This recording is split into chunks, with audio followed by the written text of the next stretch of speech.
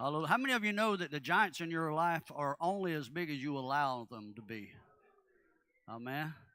And I believe you can be seated if you want in heavenly places. This is going to be a rocket ride today, I believe. It's exciting to me because I believe we live in the single most defining times in the body of believers since our Messiah walked the face of the earth. And the only reason that I can say that I believe this is a greater season than that is simply because of the magnitude of the numbers that are involved in being collected from the four corners of the earth to comprise that body of Messiah. We're about to see some things unleashed in the earth that are going to stupefy, stagger, cause men's hearts to fail them for fear. And on the other hand, it's going to be a season when those that do know Him are going to do great exploits. And so I have to ask you, do you know Him? Come on now. Talk is cheap. Your lifestyle can tell whether or not you do, and I believe that you do. I want to welcome you to Remnant of Truth International Manna from Heaven Ministries. We're going to look at the week's Torah portion, and prayerfully, if you'll allow me, we're going to indulge ourselves in the level of the Hebrew language that you probably haven't seen associated with this particular Torah portion before, and I simply believe it's because we're living in some prophetic times, and Father has given us here in the Pacific Northwest, I believe, and I say this with all humility because I will never step out and say, hey, I'm a prophet. I've never called myself a pastor. I just simply believe that this is what I do. This is what I am. This is not a job. And so without the anointing of the Ruach, I am nothing. But I also would be quick to believe that based on what Father has been revealing to us, that there is a prophetic anointing in this area. And Father is exposing some things, and that's what the prophets do. If you got individuals that are calling themselves prophets and all they can do is to give you a get-rich-quick scheme, or a name it, claim it message, or send in this and we'll send you that, then I would suggest that you need to find somebody else to call a prophet, because the true prophets of old would always point back to the Torah and tell you to get your act together and return to the Torah. And then those same prophets would be quick to do just like what Shepherd John was saying, challenge the status quo that is the religious community today. And that's what's happening. Just in the last couple of weeks, I have probably been personally attacked more than the previous 10 years prior to that, simply because of some of the things that we've been espousing that I believe is in the Torah. And one of the things that I'm hearing people say is that oh my goodness, you're making some statements that how can you justify that in light of what we're seeing with our eyes in the public platform? And I'm telling you, your eyes are going to lie to you. Amen. Your ears are going to lie to you unless your flesh is under control. And that's why I believe this Torah portion is really important. The title of the Torah portion is Chukat. Say that with me, Chukat. Who got that? Numbers chapter 19, verse 1 through chapter 22. And it's got several notable events. If you've read, how many of you have read this Torah portion in your life? You know, that can kind of get you off the hook because probably didn't read it this week. Well, you know, it talks about Moshe striking the rock twice. It also gives us a little bit of a dissertation about how Edom refuses to allow Israel to pass through their land. You have the death of Aaron and Miriam, and then you have fiery serpents attacking Israel, and you have, last but not least, you have the conquest of Og of Bashan, who was one of the giants in the land. And I believe with what Shepherd John was saying, I am firmly convinced that we're going to see literal physical giants in the land again. We're going to have to stand against those enemies that are going to be unleashed out of the pit, and you better be prepared. If you don't know who your Messiah is, you're going to have a difficult time. But if you're like King David, you can gather up those stones to annihilate the ancestor of the giants that's going to be coming against you. But what I would like to focus on in this particular Torah portion that's entitled Chukat is one particular avenue that I believe is central to our understanding what Abba's role in allowing the Messiah to come down and take on the cloak, or if you will, or the flesh of a man, and then walk out some things that you see manifested in the natural throughout the wilderness sacrificial system. And one of those is the red heifer, the Chukat, or the statute of the red heifer. The sages teach that this ordinance of the red heifer is literally a decree beyond our understanding. And in Hebrew, that word for red heifer is para adumah. Say that with me, para adumah.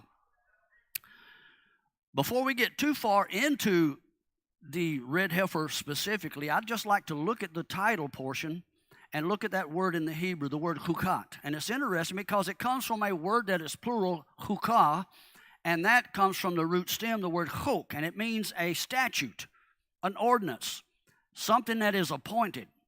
It actually originates from a word that indicates to cut out, to reach in and surgically remove something so that you've left something else in its place.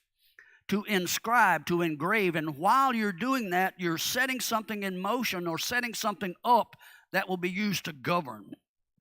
And it's not an accident because verse 10 of this particular Torah portion tells us that this particular kukot, this ordinance or statute of the red heifer, is an ordinance or a statute forever. Now, if you just take that on its face value, then it would lead you to believe, and the rabbis, and we'll touch this probably several times throughout the Torah portion, the rabbis believe that there have been 9 red heifers throughout history since Moshe slaughtered the first one. There's been 9 physical red heifers slaughtered for their purpose in the tabernacle setting, the temple setting, and yet there's a 10th one that's coming, and that the Messiah that arrives on the scene will slaughter the 10th one. And so I have to ask you, if in fact this is a statute forever, and we know that the wilderness sacrificial system was a temporal or a temporary system until Father could set in place the spiritual representation of that system, then do we really in fact need another red heifer to be slaughtered? I want you to keep that in your mind. And there are a lot of individuals that would say when they hear me talking about this ordinance of the red heifer, first of all, not understanding the physical symbology behind it, then they won't understand its spiritual application. And a lot of our church brothers would be quick to tell you that the law's been done away with. We don't have to keep the law now. But yet they'll go over in Galatians chapter 3 around verse 13 and talk about being seed of Abraham. And yet in Genesis chapter 26, we're told that Abraham, long before Moshe arrived on the scene, that Abraham kept the mitzvot, the chukat, and the law, the Torah. He kept the commandments, he kept the statutes, and he kept the law, the Torah, long before we arrived at this particular event here at Mount Sinai. And so it seems as if there's an exposing that's being allowed to take place in that group that calls themselves believers today, so that we can pull back all of the religious fluff and excavate this thing down to the bare bones or to the bedrock so that we can see exactly what we're standing on. Because if you go back and read the New Testament example or the parable that Yeshua shared about the 2 men that built their house, one built his house on sand, the other man built his house on a solid rock. If you go back and just read that, you'll find that they both had the same vision.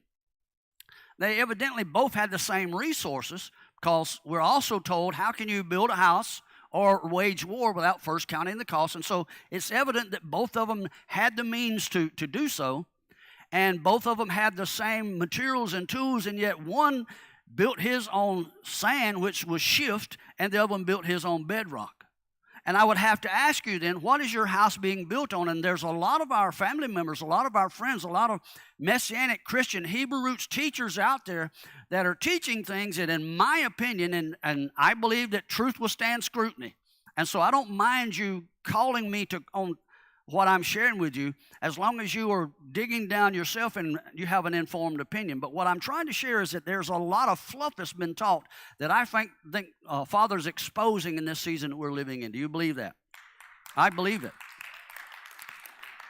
Now, the rabbis say that this word, the root of this word chukat, this word chok, is something that's incomprehensible. In other words, the mind of man can't even understand it. And they go so far to say that even Solomon, with all the wisdom that Solomon had, couldn't understand it.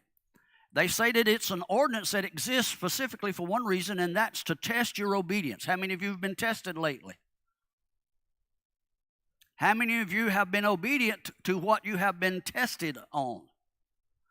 How many of you have heard a word from Abba, and yet you have procrastinated and have not moved, and you're just waiting on a confirmation?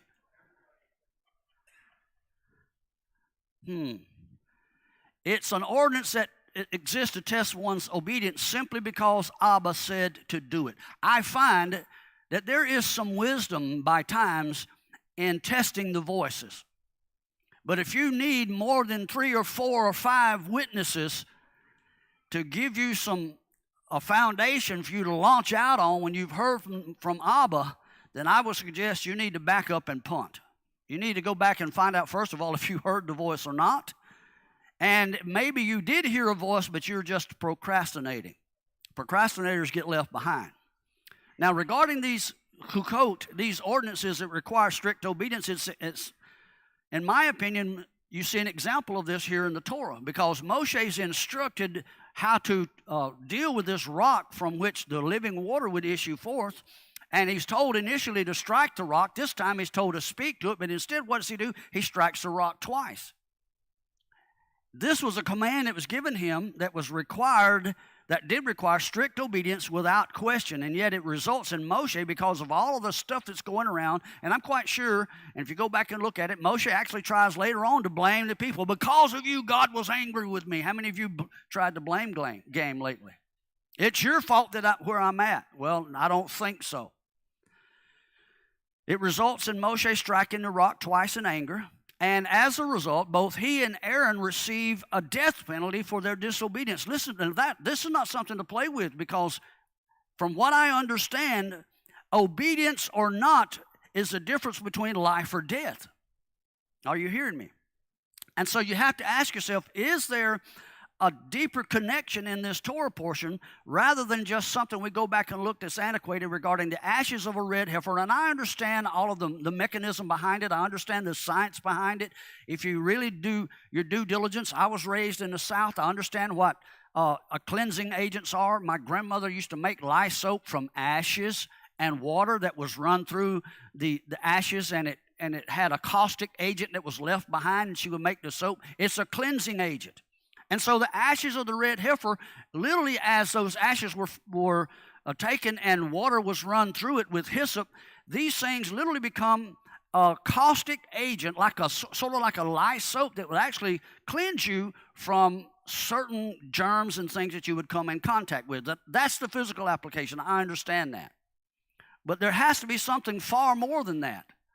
And I believe that as we look into this Torah portion, you're going to see some things regarding this statute, something that the natural mind cannot understand. And so you're going to have to look at this thing purely from a spiritual perspective. Are you listening?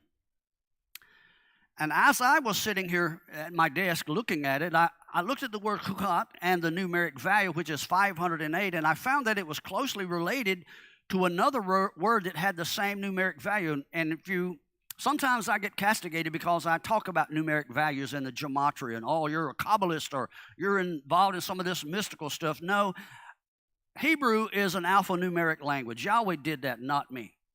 And so if I have a letter or a word that has a specific numeric value and there's another letter or another word or a combination of the two that have the same values, then Abba's the one, his mind and his thoughts, his ways are higher than ours, and he put those there for a reason, just like the word for Nakash and the word for Mashiach, 358, same numeric values.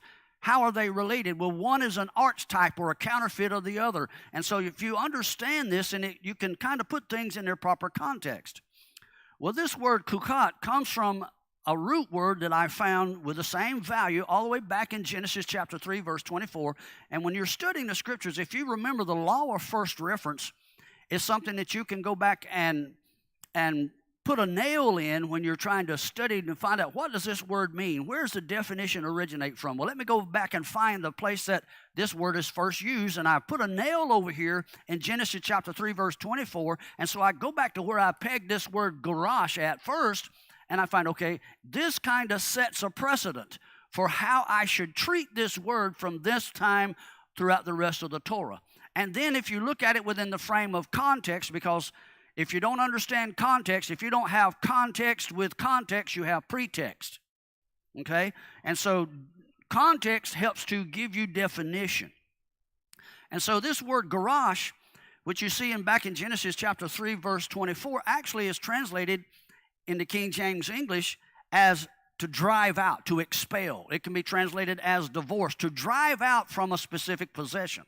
And so it's no doubt, in my opinion, and I believe that this is a studied opinion, not just something I've heard someone else say, and so I'm echoing that. We have a lot of people standing in platforms today that are just an echo.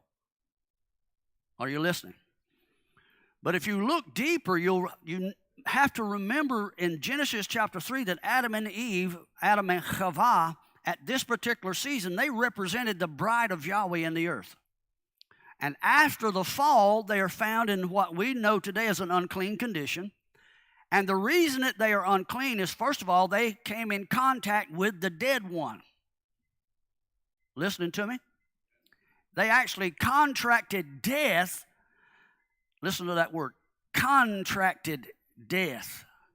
They engaged in a covenant contract with the dead one, and so because of that, death came on them, and it was passed forth down to all of the subsequent generations of the Adam until the day that our Messiah steps up and steps into the place of that dead one called the Adam. That last Adam becomes the living man, and he breaks that contract that we had with death. And so here you see that they have contracted death. And this is a specific reason that the red heifer ordinance was set in motion, is so that it could be used as a cleansing agent for all of those individuals that would have been tainted by having come in contact with a dead corpse. Listen to me. If you had to bury a loved one, guess what? You came in contact with death. You had to apply the red heifer ashes. That ritual cleansing had to be applied to you so that you could be cleansed and then have access to the temple. You could go about if you didn't intend on going into the temple or the wilderness tabernacle, then you didn't have to come in contact with it. It was so that you could be clean in order to come into the sanctuary of the Most High. Think about that. But if you did not go through the means of ritual cleansing with this red heifer offering, this red heifer sacrifice, then not only were you denied access to the sanctuary where the presence of the Creator would reside, but you would also be cut off forever from the house of Israel. Now you need to think about this. If these don't have merit to us today, then why is that important? Okay? And I'm convinced that Adam and Chava, not only were they guilty of coming in contact with the dead one, but something transpired in addition to that, just being in the area where you reach out and touch, because she touches the dead one. And then they engage in sexual perversion with this entity, this Nakash, whatever you want to call him here at the tree of carnal knowledge, and they are also now guilty of adultery. And it's not an accident that from a Torah perspective, adultery requires a death penalty. Isn't that amazing? Now let me just share this with you. It is my personal opinion, and again, it's not just something I pull out of the hat. This is something that I've studied for years. I believe that every precept regarding our relationship with the Creator, everything that has to do with the redemptive process that was, I believe, foreshadowed in all of the sacrificial elements of the wilderness tabernacle, all of those things you can find first typed, if you will, or typified, including this ordinance of the red heifer all the way back here in Genesis. Now that's a sobering statement. We'll look at it and you'll see what I'm talking about. So, based on what I've shared with you thus far, we can reckon that the act of adultery is actually related to touching the dead or touching the dead one. And if you go study ancient Near Eastern cultures, you'll find that if the husband whose wife had been guilty of adultery, he could actually have her killed, but if he decides, instead of having her killed, if he decides he's going to divorce her, instead of having the death penalty applied, then it required a forfeiture of the wife's ketubah, or the wedding vows that they had shared together, and all of the promises that he had promised her prior to their getting married. Now they're abrogated, they're broken. Now remember that. Adam and Eve come in contact with the dead one. Adam and Eve commit adultery. Adam and Eve had a ketubah. Adam and Eve had a wedding covenant contract with the Creator in Genesis chapter 1 and chapter 2, and that is abrogated in chapter 3. From that time forward until there's someone who makes a propitiation for that, to rectify that, they have no ketubah. They have no wedding covenant. the promises have been disavowed. Does that make sense to you? It puts you in a compromising position. You hear what I'm saying? Now, again, as I was sharing earlier, another thing that's peculiar to this red heifer ordinance is that its ashes are necessary to allow access to the tabernacle of Yahweh. And based on what we've shared with you in the past, I believe personally, again, that the wilderness tabernacle was actually laid out, designed, if you will, in the form of a man. And so the wilderness tabernacle, in effect, represented the dead Adam. The dead Adam laying on the earth, and this dead Adam, from that time forward until the Messiah comes, he is in need of a continual cleansing until such time as the living last Adam could present a tabernacle, this tabernacle, not made with hands. Does that make sense? And you were part of that living tabernacle, the living stones tabernacle. And until the body of Messiah is presented in the earth, then that death that had worked through the Adam and all of Adam's generations had not been conquered. That's why when Yeshua comes, you hear the cry of victory. Oh, death, where's your sting? Grave, where's your victory? Why? Because Yeshua broke that death sting off of us.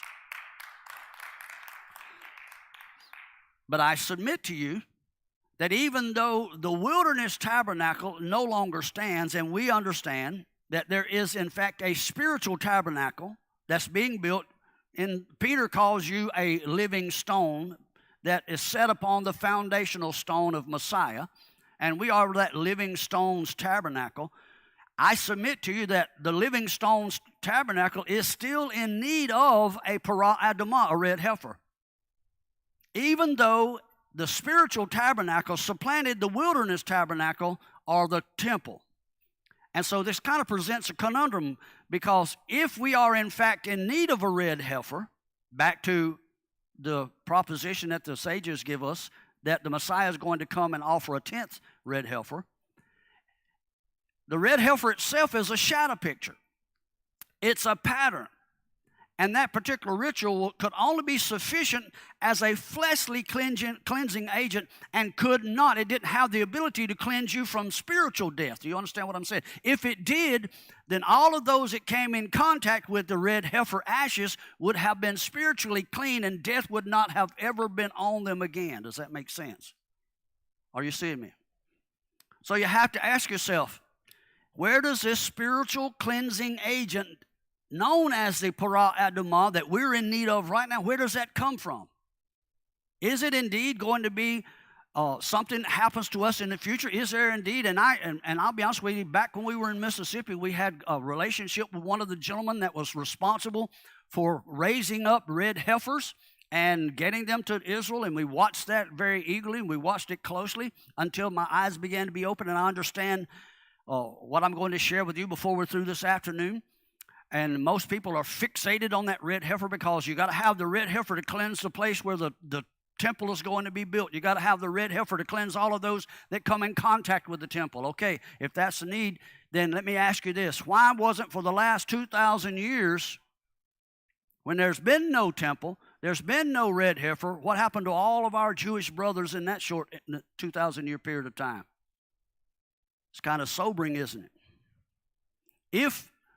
If their salvation actually hinges on these rituals, then it puts them in a pretty serious predicament, doesn't it? Hello? To help you understand this, and I'll be honest with you, as I was sitting at my desk and Abba began to take me in this direction that you're about to see, and I call it a sidebar, it just literally did not make any sense. And it didn't seem as if it fit this Torah portion. You remember I shared with you the word Chukat has a numeric value of 508. And I told you that it had the same numeric value as that word garash or garasha in Genesis chapter 3, verse 24. Remember that? And so I saw that there's such a close relation with those numeric values. It bears going back and scrutinizing and looking at it with a microscope. And if you go back and look at that word garasha, it's quite often mistranslated or misinterpreted, because it's closely related to a word that is in Genesis chapter 3, verse 23, and that's that word shalach. And the King James translators, from Genesis all the way to the end in the New Testament, quite often mistranslate this word shalak. And it's important for you to see this. That word shalak is translated as to send out, to send away, to let loose. And as I was saying, the King James translators quite often, more often than not, translate that word as divorce instead of just to send someone away. In fact, it's where you get the word, the root of the word for an apostle, a shalak, a sent one. And I want to give you a couple of verses for you to consider before we go too much further. And you can see that there in Genesis chapter 3. It says, "Therefore Yahweh Elohim sent Shalak, him, the Adam, forth from the Garden of Eden, and he sent him forth to till the ground from whence he was taken. So he drove out." Well, this is not the word Shalak here, it's the word Garash. He drove out the man, and he placed at the east of the Garden of Eden cherubims and a flaming sword which turned every way to keep the way of the tree of life. Now, Yahweh does not mince words. And so I want you to understand what's about to transpire here, because when you look at these two words together, Shalak versus Garash, they're usually presented to you almost interchangeably. And yet, they're very seldom seen, like you just saw here in verse 23 and 24, they're very seldom seen coupled together. When they are seen coupled together in the context that you're going to see in a few minutes, it's important for you to notice, and I'll give you some examples. I could only find 4. The first one in there is what I call the garden expulsion. And then the second was in Genesis chapter 21, where Sarah speaks to Abram and she says, "I want you to shalak garash Hagar." The third instance I found is in Exodus chapter 6, verse 1, where Yahweh speaking to Moshe regarding what is going to transpire with Pharaoh as a result of all of the plagues. He says, Pharaoh is going to shalak garash you. And then finally in Exodus chapter 3, verse 28, when Yahweh tells Moshe and the children of Israel, when you go into the land of Canaan, I'm going to send hornets, and we don't have time. Maybe we could get into that because there's some powerful stuff there. I'm going to send out hornets, and I don't believe it's the little stinging flying insects. I'm going to send out these hornets, and they're going to shalak garash all of the Nephilim, the Hivite, Canaanites, and Hittites that will be there in the land. Now, I want you to pay attention because it's important to see the connection with this word Chukat and this word Garashah. On every other occasion, you see these two words, they're separated and not occurring within the same framework or context. And as I said, and Brittany mentioned this last week, context helps you to determine definition. All right? And so, if I call you a lawless one, then I need to know where law, whether it's anomia in the Greek or Torah in the Hebrew, I need to know where that was first used so that I can go back and find out if I am in fact lawless. In other words, I'm without Torah or not. Does that make sense to you? Okay. Now, for clarity's sake, this word shalak means to send or to put away, while the word garashah or garash is harsh. It's a term that has finality to it. It's used specifically to emphasize a divorce. But what does garash have to do with this chukat, this ordinance of the red heifer? Hopefully I can answer this for you. Again, after what I've been looking at, it's my opinion that the word shalak is simply a putting away, much like the ancient Near Eastern customs where a man could send his wife away on a whim. If she didn't cook good, you're gone out of here. He would tell her, shalak, get out. Okay? He could do that according to the ancient Near Eastern customs without divorcing her, and therefore, based on that, she was not free to remarry again, and so she was literally, for all intents and purposes, a slave forever to that original contract. The other word, garash, always, without fail, involves the issuing of what we refer to in the Hebrew community as a get, a bill of divorce. And if you were issued a get, a garashah, a bill of divorce, you were lawfully released and thus free to remarry. Now, the church community, and I happen to be a byproduct of a divorce. My first wife walked off and left me with 3 little girls to raise by myself. She walked out and gave me the choice to, either serve Yahweh or it's me, and I had to make the decision. But the reason I'm sharing this with you, I'm trying to frame it within the context of Scripture, because people that have been through divorces have been looked upon as if they had what is an unpardonable stain upon them. Are you listening to me? And the reason for that is because of the simple misinterpretation. Well, I believe this has been intentional. And if you don't understand this, then you'll never understand the purpose of the red heifer's ashes, because if you come in contact with the dead one, you've committed adultery. Are you listening to me? And based on that, you can never be taken in marriage again. So whose bride are you? Are you listening? The issuance of a get, go back and read Deuteronomy chapter 24, verse 1, dissolved the marriage covenant. Without a get, the man or woman who remarried would be illegally married and guilty of adultery. This is why Yahweh both shalaks, Genesis chapter 3, go back and read it. He says he shalaks and garashas. He sends Adam and Eve out, and he issues them a get, a bill of divorcement. As a result, now this is mind-staggering, because as a result, if he had just sent them away, they would have still been bound and could never have been remarried, but they would have also been eternally condemned and could never have aspirations of redemption had it not been for Yahweh divorcing them so that they could be lawfully free to receive another ketubah from our Messiah Yeshua. Do y'all see that? For context sake, and I've heard this from Malachi chapter 2, I've taught on this a bunch of times. It's this word shalak, or putting away, not garash or garashah. It's the word shalak that Yahweh says he hates in Malachi chapter 2, verse 16. Go back and read it. For without the garashah, the get, the wife is still the wife of your covenant, and you deal treacherously with her by simply putting her away. If you don't give her the get, then you have kept her enslaved. And it was such a strong point of contention that, how many of you remember the Sermon on the Mount? Do you know what the Sermon on the Mount really is? It's the establishment of kingdom law and principles. And Yeshua in Matthew chapter 5, verses 31 and 32, deals with this issue of shalak versus gerashah. Now, this is important, because if you don't get this, you will never understand how to properly apply the cleansing waters of the red heifer ashes to your life. Does that make sense? You'll never be able to be fully cleansed from the contagion known as death. Now, in Matthew chapter 5, this is what it says in the King James English. Notice this. Now, how many of you have read this before? It has been said, whosoever shall put away his wife, let him give her a writing of divorcement.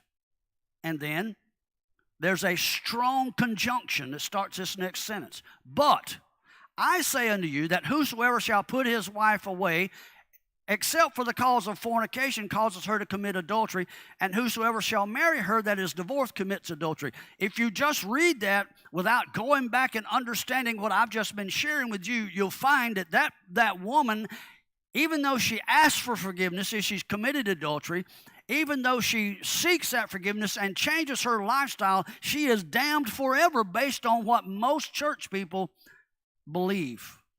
Are you hearing me? Pay attention to that word but.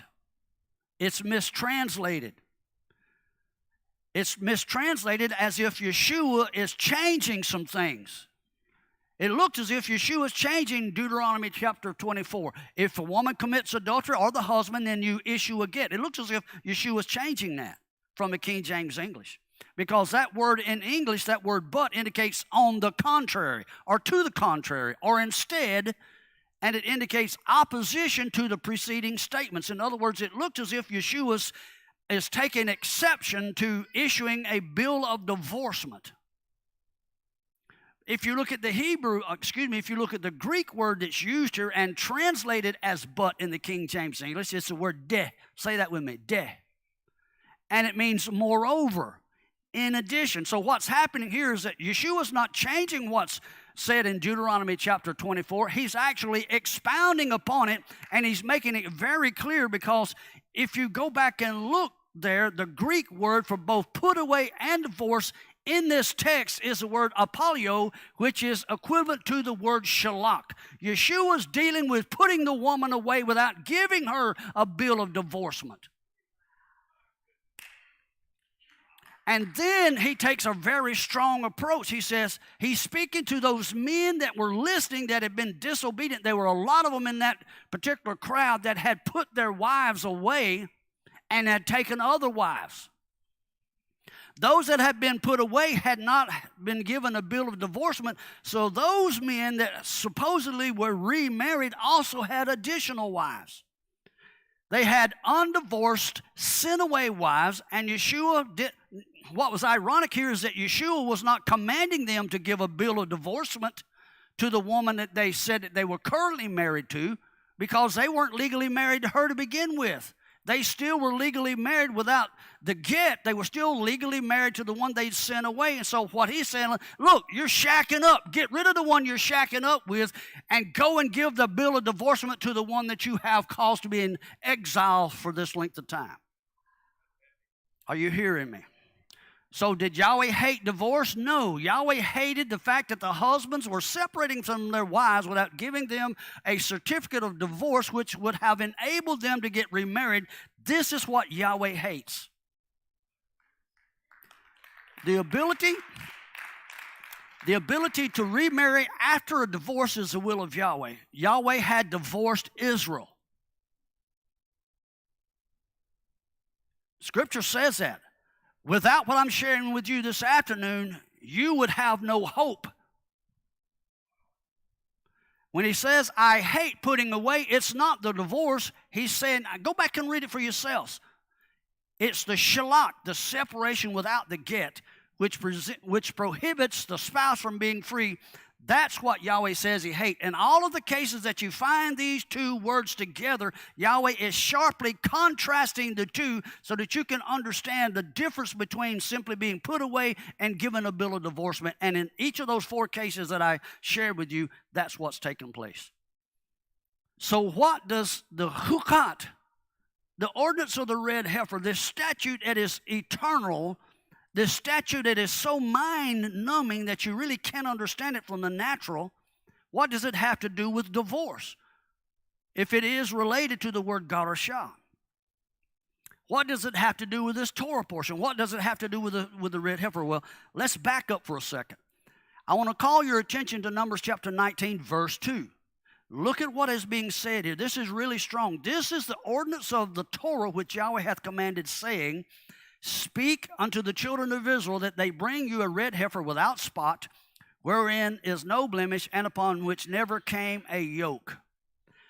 That verse begins with a statement in my mind that's inscrutable. You look at it, in the King James English, you can't see it. You look at it in the Hebrew, and your head gets numb.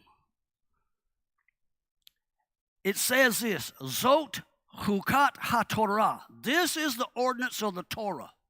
And when you read it, it's actually giving a summation. If you've ever been into a court of law, when the two opposing attorneys are called on to give their final word, it's a summation of what everything's been said, and the summation kind of encapsulates everything. What it's literally saying here is that this ordinance of the red heifer is actually the summation, or contains within it the summation or the entirety of the Torah. And so you have to understand the red heifer, or in my opinion, you can't understand the Torah if what we've just read is the truth. And the rabbis quickly acknowledge that you can't understand it. And let me just remind you that the red heifer is completely and wholly consumed. It's burned. And with it, after it's consumed, or mixed cedar wood, hyssop, and scarlet, bring a water in the name of a prophet, receive a prophet's reward. Hyssop and scarlet are cast into the fire as well. Those ashes become the method of purification, not only from sin, but from cleansing, the cleansing method that's needed if you, as I've said all this time, if you come in contact with a dead body, whether it was an animal. And if you study history, you know that because of this particular ritual here, our Jewish brothers, and in addition to that, their kashrut laws, keeping kosher, kept them from dying off through the ages with things like bubonic plague and some of the other things when you come in contact with dead things. Does that make sense? Based on what the Torah says, if you come in contact with a dead body, you have to apply the ashes, the cleansing waters of the red heifer's ashes, and you're unclean for 7 days. But that's not just it. You have to first purify yourself with the ashes of the red heifer, and then you have to go before the priest on the 3rd day and present yourself. He can look at you and say, oh, it looks like you got a rash. In other words, you may have come in contact with something that the first washing didn't take care of, so we're going to wash you again. And then after that 3rd day, you were presented on the 7th day, and he then pronounces you as clean, okay? If you don't apply yourself to this particular ritual, then you defile the tabernacle, and as I said earlier, you will be cut off from the house of Israel. So I got to ask you this. It's quite evident that we come in contact from the natural dead things. And we come in contact with dead things spiritually. There's no standing temple. There's no ashes of the red heifer. Oh, I know that they're looking for them. In fact, the Temple Mount Institute puts out things saying that they may have found some. How do we know that's the right ones? It's been several thousand years. How do we know that's the right ones? You understand? Well, we just got to wait until a red heifer comes. How do I know that this red heifer that's coming has no spot or blemishes? I got to take their word. My life's on the line here. Do you see what I'm saying? And so there's no standing temple, there's no ritual, there's no priesthood to officiate this. So what keeps me from being cut off? See, these are things that we need to ask ourselves, and then not only do we need to be able to ask them, but we need answers. And so what have we learned so far? We've learned that this Chukat ritual cleanses us from contact with dead things. We've learned that adultery is also related to touching dead things. And you can see that, first of all, the law first reference in Genesis chapter 3, Adam and Chava commit adultery, and they touched the dead one, the Nakash. Romans 5:12 puts it really simply. For as by one man sin entered into the world, and death by sin, and so death passed upon all men, for that all have sinned. Every one of us have to apply the cleansing waters of the red heifer to our lives, but based on what I read here, the red heifer can't cleanse me from death, or there would have been no need of Yeshua coming to liberate me from death. Does that make sense to you? This is not rocket science, is it? Now, there's another connection. Is this helping anybody? There's another connection that you can find in Numbers chapter 5, and you see this connected with what we would refer to as the waters of jealousy, the bitter waters of jealousy, where water, hyssop, and dust from the tabernacle floor are commingled together, and they're poured into a glass, if you will. They're poured actually across a parchment where the accusations were written against the woman who's going to drink it.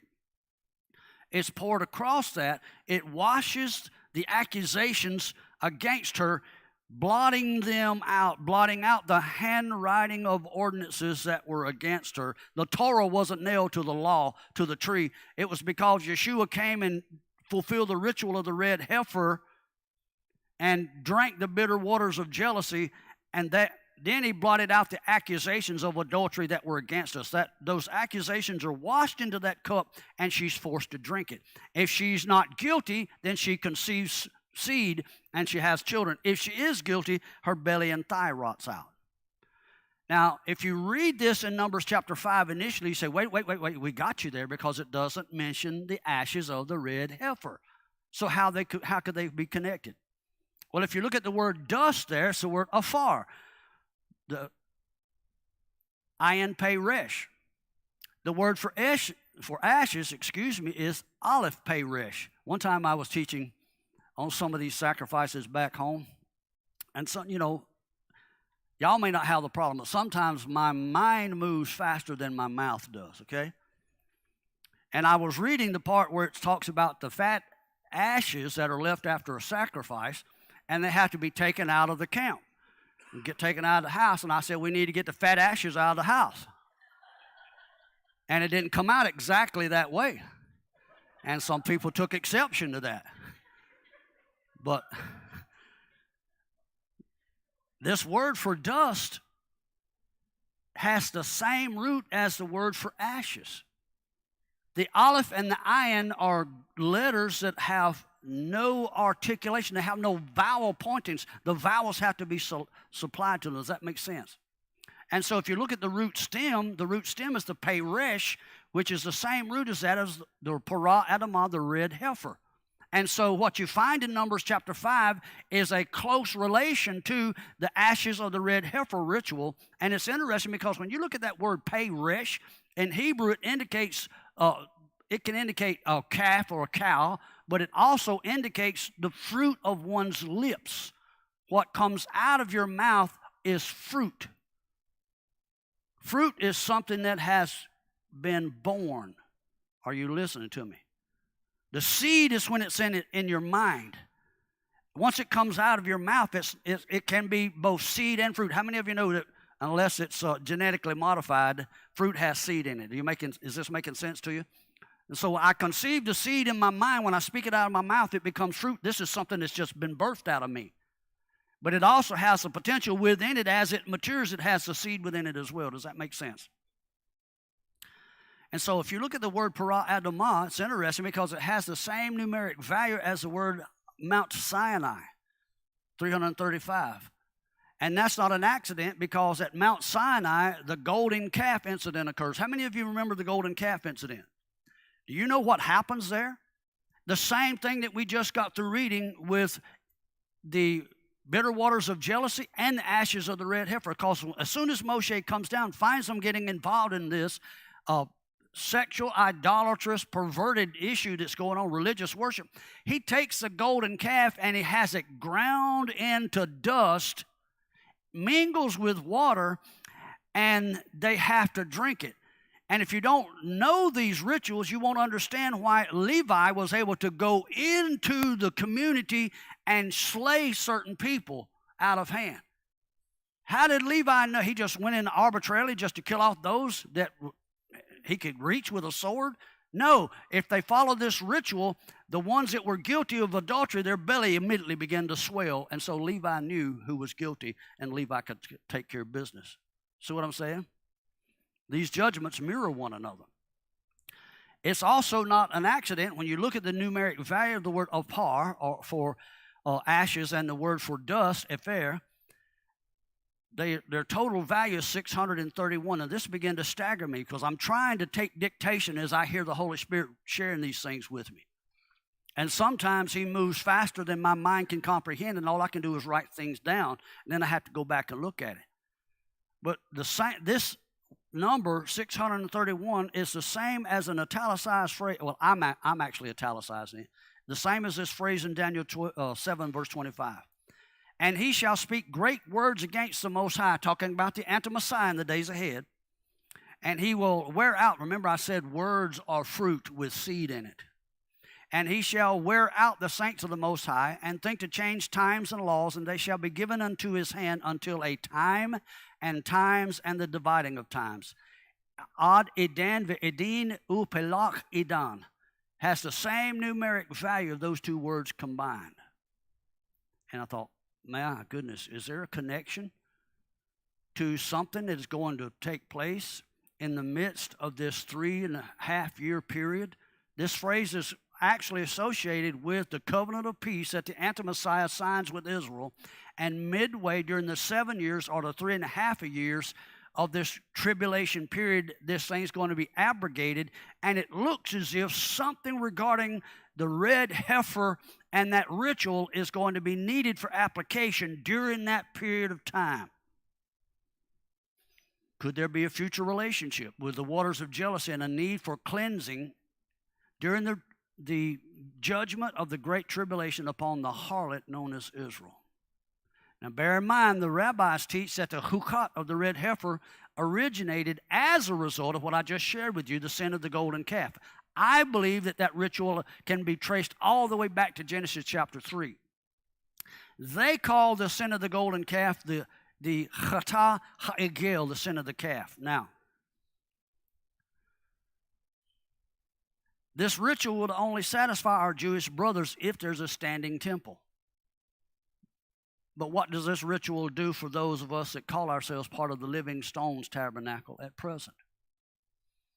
Now, it's interesting because if you just back up and look at that phrase that I shared with us, the Chatah Ha'egel, the sin of the calf, it also has a numeric value. And this is not an accident. I just didn't go looking for these numbers. The numeric value is 124, the same as that word Edan, times. And the same as the word Mahdi, the name that's given to the Islamic Messiah, who I personally believe that the coming anti-Messiah, and I'm going to just make sure you understand me, I believe that the coming anti-Messiah will actually stand in a role having combined the triad of the world's great religions together. I believe that it will be Islam, Christianity, and Judaism, and I believe that he will combine the three together and stand underneath that title in this office that he's going to assume in the days ahead. I believe that he will combine those roles. Call me what you want. Back it up if you will.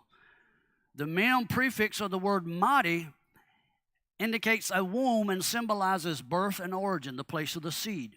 If you look at what's left, the ayin dalet yod, that root carries the idea again of time, specifically a designated time, while it's also hinting at an unclean condition in the midst of that designated time, because the ayin dalet root is where you get the word nidah from, which means a menstrually unclean season. And what does a menstrual cycle represent? It's the dead blood with the dead seed in it.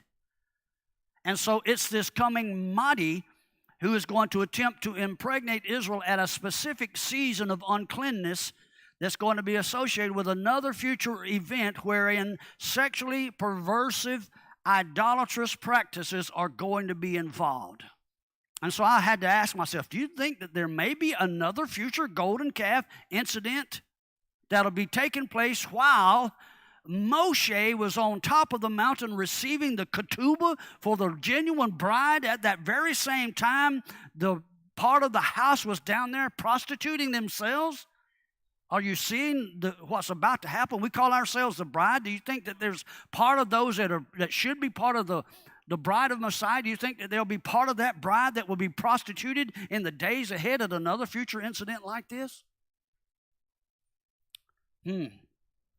I believe that there's going to be a replication of this very episode at a future event where once again Israel, just like Adam and Chava, are going to touch the dead one represented by this golden calf.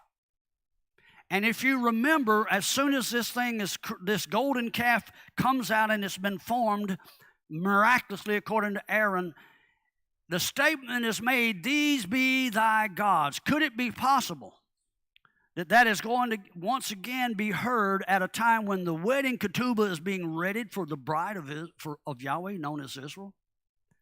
Could it in fact coincide with a future event known as the abomination of desolation, which I believe would be the installation of this Mahdi, this false Messiah, upon a counterfeit throne in a counterfeit temple with a counterfeit system, priestly system, that's going to use the people in an untoward manner?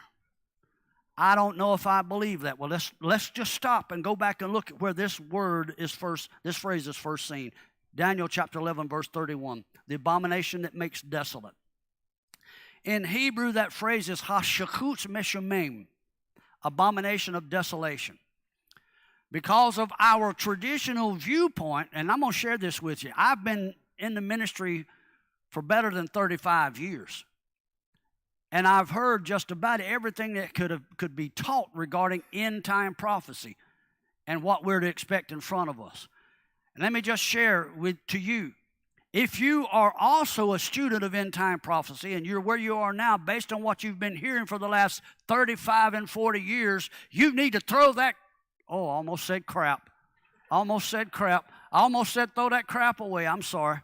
You need to throw that junk away and start digging things out of the Hebrew language in the Torah, because Abba's pulling back the cover to reveal to us that we have had tunnel vision. This word Chukat is used to describe the most detestable of idolatrous practices. Do you know what idolatry is? No, you don't? Oh, the worship of false idols, right? An icon that's supposed to represent a god. Well, it's not the carved wooden image that you're worshiping. That carved wooden image is a point of reference. It's a focal point. What you're actually worshiping, if you're worshiping an icon or an idol, you're actually worshiping that fallen deity that's represented by or personified by that idol. Does that make sense? And so when you think of the word idol, you're actually guilty of adultery at the same time. Idolatry is the spiritual thing that takes place, and adultery is when you physically enact that worship, because worship is a religious practice, if you will allow. It's an intimate sexual practice, without getting too graphic. Does that make sense to you? And so this word Chukat is the most detestable of idolatrous practices. And further, that word shamim, which is translated as desolation, it also, now this blew my mind, because we're talking about the coming abomination of desolation in front of us. We already know, based on Chukat's meshumim, that something that is so detestable that a rational thinking man would detest it and abhor it, right? But the word desolation here indicates something that's so horrific that as soon as people see it, it will take something, a noisy place where there is a large calamitous noise and crowd, it would take that crowd and just stifle them, and you'd automatically go silent. Your mouth would be agape as you witness what's taking place in front of you. And that same word shamim points towards an individual being deflowered. The word deflowered literally means you have lost your virtue. It points to one being deflowered or ravaged while taking place during a religious worship ceremony. Is it possible that something that's so detestable is going to take place in front of us? Is it possible that it's the sanctuary that is supposedly dedicated to Yahweh could in fact be a counterfeit building with a counterfeit priestly system and a dead God? Because there is a dead God going to come and sit on that throne that is said to be the throne of the King of creation. That throne and that intimate place should be reserved for the husband and bride. And is it possible that this dead God sitting on that throne is going to deflower the bride, to take away the virtue of the bride of the King of creation as she comes in to, whether she is ignorant or not, as she comes in to worship Him? Are you hearing what I just said? It's my opinion that this event is going to involve a public display of such sexual perversion with a god or gods. Now, let me just stop here and interject. That you have probably, if you've been listening to any of the news of late, you have probably heard more about aliens and UFOs in the last month than you have in the last 10 to 15 years. You are being prepared for an invasion. Revelation chapter 12 says that when he realizes he is going to be cast down to the earth, and when he realizes that his time is short, that he is going to be wroth. He's going to be foaming at the mouth. And talking about the Hasatan and his emissaries. They are going to be revealed again in the days in front of us, and they're going to descend. I believe that there will not only be just a God, but probably a pantheon of gods inside this one individual that will descend upon a counterfeit throne, just as Isaiah 14:13 said Lucifer would do. Isaiah 14:13 says regarding Lucifer, I will sit, yeshav. That word in Hebrew indicates to cohabitate as in marriage. It's a very intimate sexual term. I will yeshav upon the mount. Har, mount. It indicates to be pregnant or to impregnate. The congregation, the moed, the set times. Listen to this. And he tells you where he's going to do it, in the sides of the north. By the way, I believe the first instance of that is in Genesis chapter 3, because you need to go back and read Ezekiel's wheel, within the wheel. Because I'm convinced that the tree of carnal knowledge stood in the north location of Gan Eden, which would have been the sides of the north.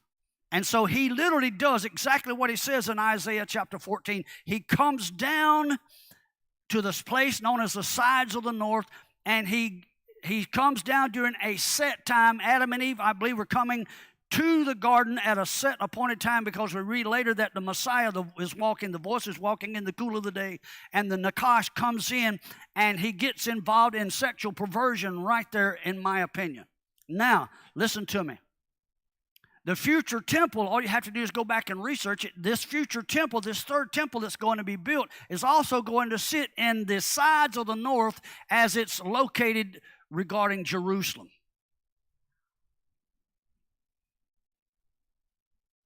I will sit in the sides of the north. And the participants are going to touch the dead one. The numeric value of Hashakut Meshomem is 927, the same as the Hebrew phrase Makur Yisrael. Now that phrase can be translated two different ways. Makor is the Hebrew word for fountain. And the fountain of Israel is a unique term that's associated with Yahweh, because he is the fountain or life source of Israel. On the obverse side of that, it could also indicate the menstrual flow of a nidah, or a dead seed. Did you hear me? And so the abomination of desolation is going to be a direct contrast between the two. Now, as I've been saying, the Chukat of the red heifer is a cleansing agent for both the dead and adultery. And that law first reference comes into play back there in Genesis chapter 3. Now listen to me carefully. You remember the phrase Eden, Eden, 4 times. It also happens to be the same root that the word Eden for garden is taken from.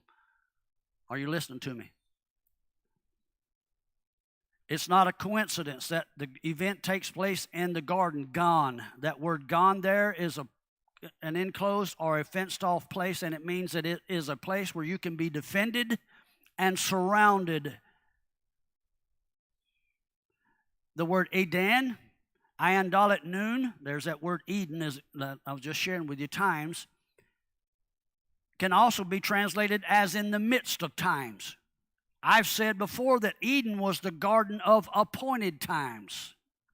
And so is it possible that Adam and Kavah were actually in the 3.5 years in the midst of a 7-day, 7,000-year plan? And I believe what you're doing, you're actually seeing Yahweh standing before, in the middle, and at the end of time, and showing you what is about to happen.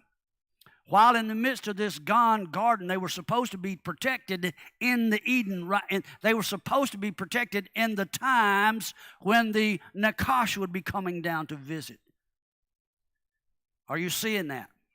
It leads me to believe, since these times allude to an encounter with the Creator, where they would, at that encounter with the Creator, they would enter into the tabernacle of His presence in a holy condition. That was exactly what was intended when the voice was walking in the cool of the day. But it was also hinting of the possibility at the same time of another encounter. Now you need to hold on to your seat for this, because the serpent or the Nakash was allowed access to that location. How did he get there? If Yahweh said you can't ever go there, he would never have went. He was allowed access. And at the moment that he presents himself to the Adam and Eve in his dead condition, it's actually the same as the tohu vabohu, waste and desolate condition of creation. And so there has to be a cleansing agent there, because he has to be put out of that place because he's bringing death in there. He's allowed to come in because it's fulfilling the redemption plan of Yahweh. Yahweh wanted Adam to apply the ashes of the red heifer to this entity and get him out, extricate him, drive him out, divorce him out, and cleanse this place for eternity.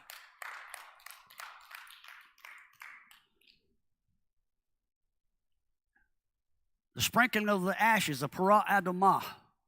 The word parah, first fruit of the lips. Let me ask you this. This is not rocket. Who was the first fruit of the lips of Yahweh? The word of Yahweh became flesh in the earth. The Messiah, Yeshua, is the parah. He is the first fruit. He is the vocalized. He is the summation, the epitome of the word of Yahweh, the first fruit that was released in the earth. The word of Yahweh became flesh in the earth, and not only was he the fruit, but he then had seed in him so that he could reseed or refruit the rest of the earth. Is that right? If you look at the peresh root of the word parah, it indicates that very thing. And then you put the hay on the end of it, it indicates the ability to birth something. The numeric value of parah, 285, happens to be the same as the Hebrew phrase eriyah, from which we get erom, to be made naked. And so Adam, the first red heifer, Adam was the first parah adamah. He was the first vocalized fleshly man in the earth, the first Adam with the ability to replicate seed.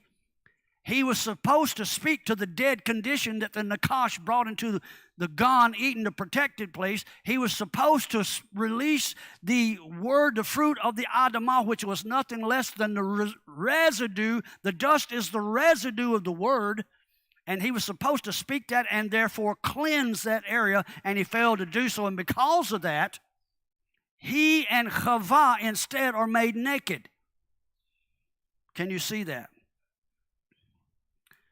Do you think maybe that this is a prophetic symbol of the future place of protection that we're going to have in the midst of Va'idin, the 3.5 years of great tribulation? I believe Abba has a place of protection for his people. There's a collective phrase there in Genesis 3, verse 19, and that phrase is dust of the ground. Adam is told that you are dust from the earth. You came from the Adamah, and you're going to return to the dust. And it's interesting because if you look at it, it's ve'al efer teshuv. To dust you shall return. It's interesting because that word al there could also be translated as by.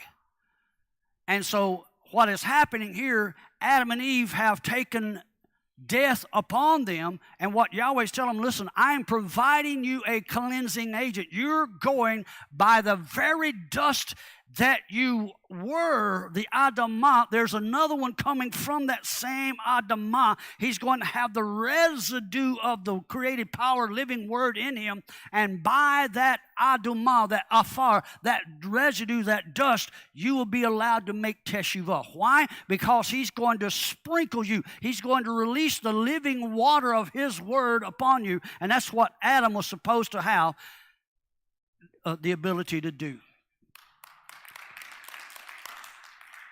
Afar, ayin pei resh.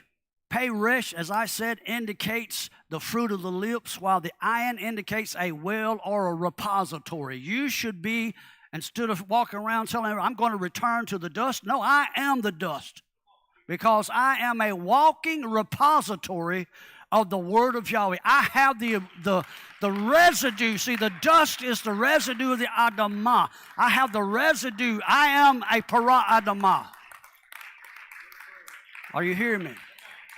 Yahweh is establishing the protocol of the Parah Adamah right here in Genesis chapter 3.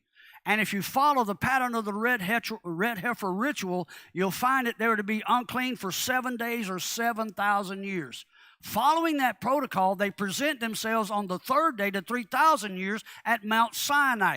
And they're looked upon, and there's still a contagion of death. And so at the end of the 7,000 years, which is right in front of us, we're going to be presented to him again. It's the ashes of this red heifer and the format that Yahweh supplied to us that's going to make us able to return, make teshuvah to Eden's former condition. This pattern is imperative to follow, as this Chukat requires absolute obedience.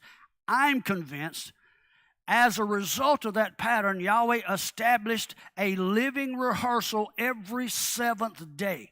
A seventh-day Shabbat gives you the opportunity to present yourselves in rehearsal of the sprinkling of the cleansing waters that will wash you on a cyclical basis in anticipation of the day when you will be spiritually cleansed forever. Say amen.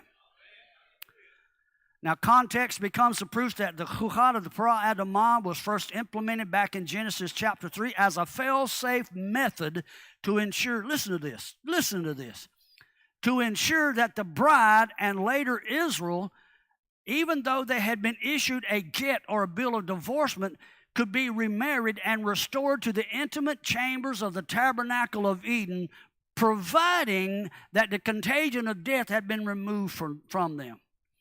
This subsequent remarriage involves the issuance of a formal wedding ketubah, restoring all the Edenic rights and privileges that was yours originally. So you have to ask yourself, if death could prevent me from that, how can death be removed? We know that the provisions of the red heifer ashes, as well as the animal sacrifices of the wilderness tabernacle, could only be sufficient as a temporary fleshly cleansing that required frequent applications and could never, say that with me, never, could never offset the death penalty of Genesis chapter 3. No man could die for mankind, as the blood of that first fallen man flowed through all men.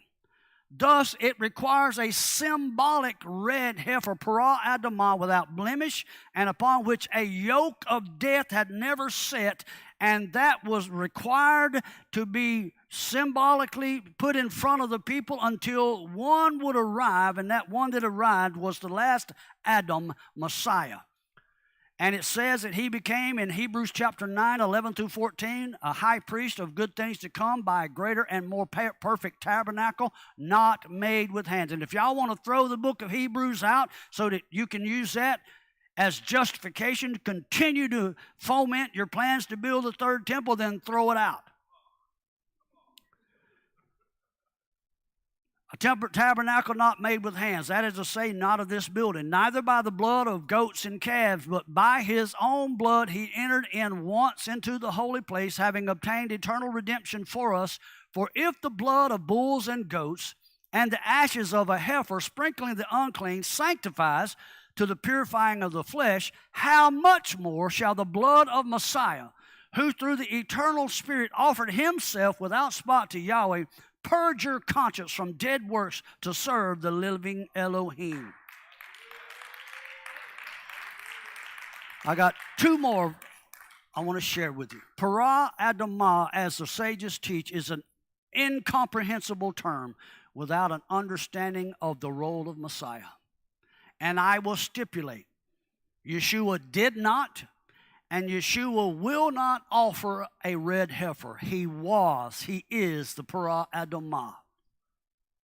If you look at that word Adamah, you can break it down. You have the word Dama, which comes from the root Dam, meaning blood, but the word Dama means to be like and to resemble. It can also infer to cease, to be silent, to destroy, and it leaves you with the word Parah. Pei, Resh, Hey can indicate, as we've been saying all along, to be fruitful. Our Messiah was the Parah, the fruit of the lips of the Creator. Fruit is offspring. He was the firstborn, the one who resembled Yod-He-Vav-He. On the other hand, Resh Peh, Rapha, or Resh Peh Aleph, hints at being both weak and feeble, as well as having the ability to heal or cure. But it's also the root of the word Raphaim, the dead ones. And there's a dual reference here. The red heifer animal resembled the first Adam, weak and feeble, whose blood became silent, not able to destroy death. However, the last Adam epitomized the red heifer ritual and allowed this Adam to become fruitful again, releasing the cleansing words of the Creator that would provide protection, gone, the garden of protection, while healing or curing them from contact with the Rephaim, the dead ones in Eden, in the midst of the times and half times that are coming. Hope you've enjoyed this teaching. Shabbat Shalom. You guys, Shalom, Shalom.